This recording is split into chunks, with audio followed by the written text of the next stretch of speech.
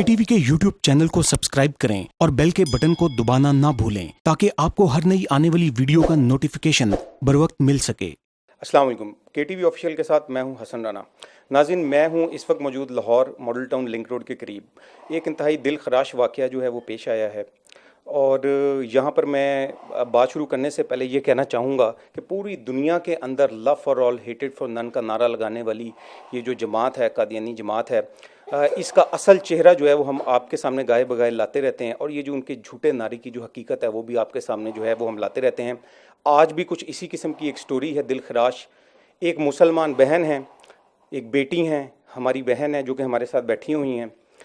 इनके साथ एक कादियानी शहजाद अशरफ नामी कादियानी है जो कि लाहौर का ही रहायशी है।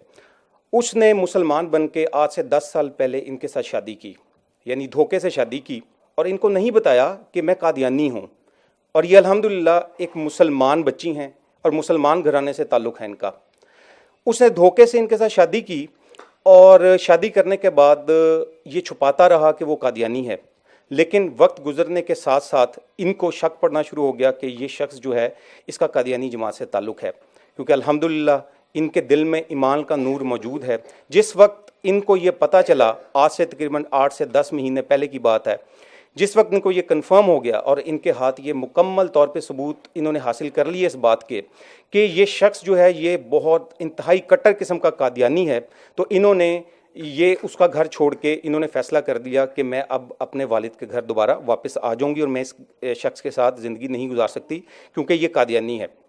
हुआ नाज़रीन कुछ यूँ कि जिस वक्त इन्होंने ये फ़ैसला किया तो उस शख्स ने, जिसका कि ये जुर्म ही मैं समझता हूँ कि इसकी ही माफ़ी नहीं हो सकती कि उसने एक मुसलमान बच्ची से धोखे से शादी की है, उसने बजाय इसके कि वो नादिम और शर्मिंदा होता, उसने इनको बजाय इसके कि वो नादिम और शर्मिंदा होता इनको कादियानियत की तबलीग करनी शुरू कर दी और ये कहा कि आप कादियानी हो जाएं, यानी कि इनको कहा कि ये कादियानी हो जाएं। इनके दिल में क्योंकि अल्हम्दुलिल्लाह ईमान का नूर मौजूद है, इन्होंने कहा कि मैं हजूर नबी करीम सल्लल्लाहु अलैहि वसल्लम के साथ बगावत नहीं कर सकती और मैं कादियानी नहीं हो सकती। मैं इन छोटी छोटी बच्चियों के साथ जो है तुम्हारा घर तो छोड़ सकती हूँ, लेकिन मैं कादियानी नहीं हो सकती। ये अपने वालिद के घर पर आ गई, अभी हम वहाँ पर ही मौजूद हैं। अब जब ये वहाँ से वापस यहाँ पे आ गई हैं तो उस वक्त से लेकर ये तकरीबन 8 से 10 महीने का वाक़या हो गया है।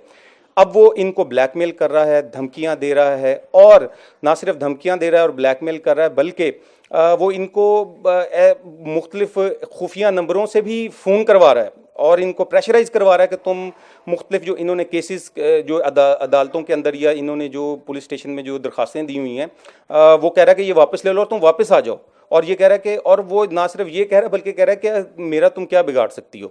ये कादियानी जमात का असल चेहरा है। हम इनके साथ मौजूद हैं और इनसे कुछ क्वेश्चंस पूछेंगे और इनसे जानेंगे कि इनकी जो असल स्टोरी है वो क्या है। जी अस्सलाम वालेकुम।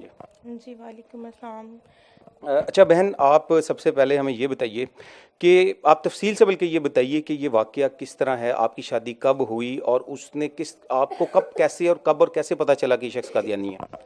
जी 10 साल पहले मेरी शादी हुई और इनकी फैमिली ने बिल्कुल भी ये शो नहीं करवाया कि ये कादियानी है, तो हमें तो कभी ये ख्वाब में भी नहीं पता था कि ये कादियानी ये वो।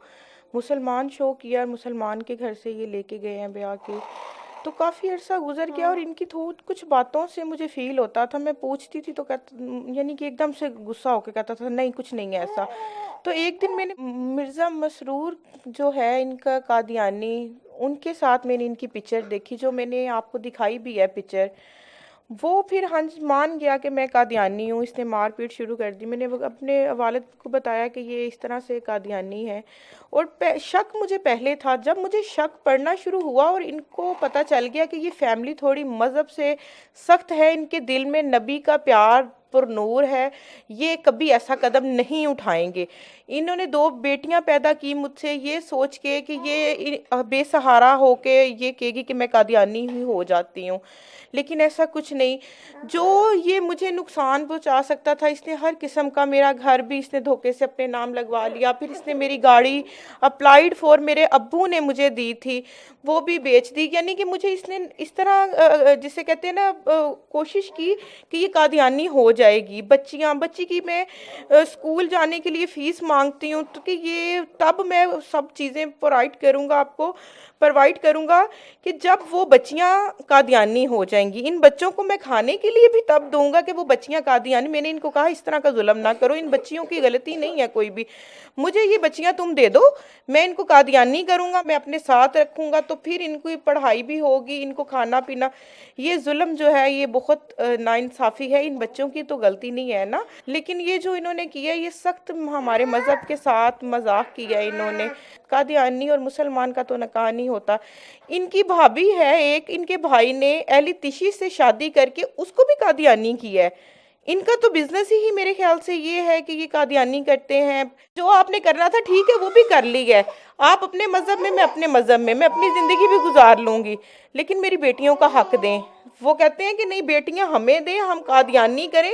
میرا ضمیر نہیں گوارا کرتا, میرے دل میں میرے نبی کی جو محبت ہے نا, میں ان بچیوں کو بھوکا رکھ لوں گی, پھر اس سے بہتر یہ ہے تو میں نہیں کروں گی.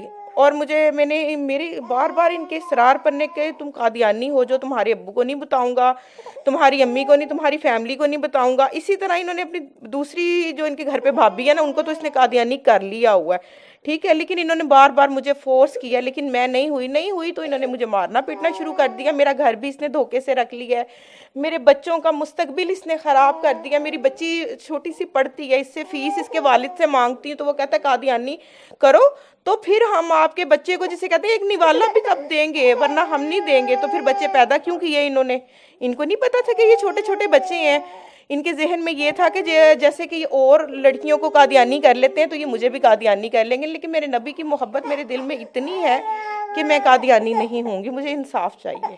اچھا بہن, یہ بتائیے کہ اس ویڈیو کو دیکھنے کے بعد اور اس سارے ماجرے کو سننے کے بعد بعض حلقوں کی طرف سے یہ بھی اعتراض جو ہے وہ کیا جا سکتا ہے, یہ ہم نے پہلے بھی دیکھا ہے کہ اس قسم کے اعتراض بعض اور سامنے آتے ہیں کہ یہ تو جی آپس میں دشمنی کا معاملہ تھا, یہ تو جائیداد کا معاملہ تھا, اس میں قادیانیت کہاں سے آ گئی.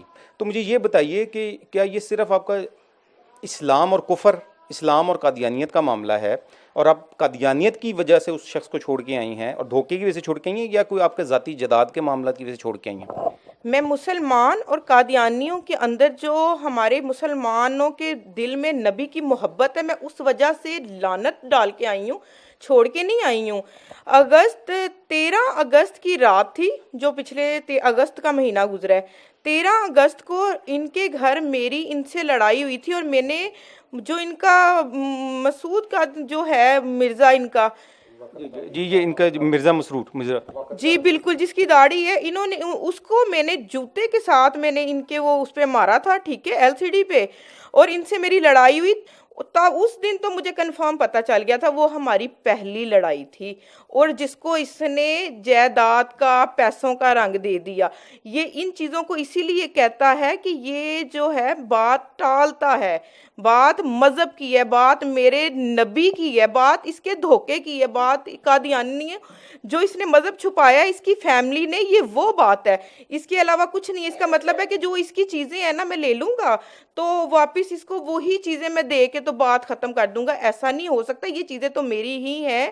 لینے کا مقصد یہ تھا کہ یہ بلیک میل ہو جائے, اور یہ کہ اب تو بچیاں بھی پیدا ہو گئی, میری جو زندگی برباد ہونی تھی وہ بھی ہوگی, میرا گھر بھی اس نے لے لیا, جو میرے باپ نے مجھے دیا ہر چیز لے لی. اب میں قادیانی ہو جاؤں, میں قادیانی جیسی ہونے پہ لعنت بھیجتی ہوں, ٹھیک ہے نا. یہاں پر کئی جو مذہبی جو آرگنائزیشنز ہیں اور سول سوسائٹی ہے اور مختلف جو وکیل رہنما ہیں وہ یہاں پر موجود ہیں, اور یہاں پر ان کے گھر آ رہے ہیں جوک در جوک. عالمی مجلس تحفظ ختم نبوت جو لاہور ہیں, ان کا وفد بھی یہاں پہ موجود ہے, اور وہ بھی ان کے ساتھ اظہار یکجہتی کرنے کے لیے اور قانونی معاونت کے لیے یہاں پر جو ہے انہوں نے بھی آج یہاں پہ وزٹ کیا. اب سوال یہ پیدا ہوتا ہے کہ قانون کس جگہ پہ ہے, یعنی قانون کہاں ہے. یہ جو ہماری بہن بیٹھی ہیں اور یہ جو ان کی بچیاں ہیں چھوٹی, مجھے بتائیں کہ ان کو انصاف کون دے گا, ان کو کہاں سے انصاف ملے گا. کیا یہاں پر کروڑوں کی تعداد میں جو مسلمان بستے ہیں, کیا آٹے میں نمک کے برابر یہاں پہ بسنے والی جو اقلیت ہے, کیا یہ ان کے حقوق اس طرح سے مارتے رہیں گے, ان کے ساتھ اس طرح سے ظلم کرتے رہیں گے, اور پوری دنیا, اور بجائے اس کے کہ ظالم ہونے کے باوجود وہ پوری دنیا میں خود مظلوم ہونے کا ڈھنڈورا پیٹتے رہیں گے. اور یہ کہتے رہیں گے عالمی سطح پہ اور پاکستان کو بدنام کرتے رہیں گے کہ جی ہمارے پر یہاں پر ظلم ہوتا ہے، تو سوال یہ پیدا ہوتا ہے کہ ان کو انصاف کون دے گا، یہ کہاں جائیں، ان کا مستقبل کیا ہوگا؟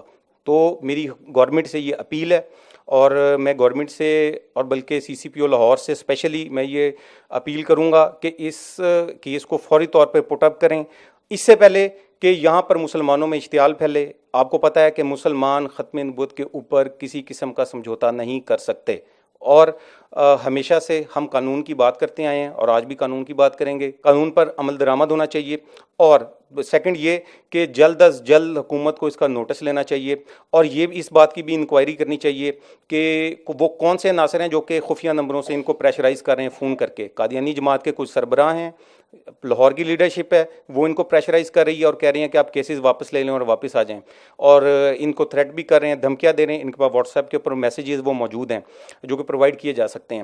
تو میری گورنمنٹ سے یہ اپیل ہے کہ گورنمنٹ جو ہے وہ ان کو مکمل تحفظ فراہم کرے، ان کو سیکیورٹی دے، اور ان کے جتنے کیسز ہیں ان کو فوراً جو ان کی سنوائی کرے، اور اس پوری فیملی کو، ان ہماری بہن کو اور بچیوں کو انصاف مہیا کرے۔ KTV آفیشیل کے ساتھ حسن رانا کو اجازت دیجیے، اللہ حافظ۔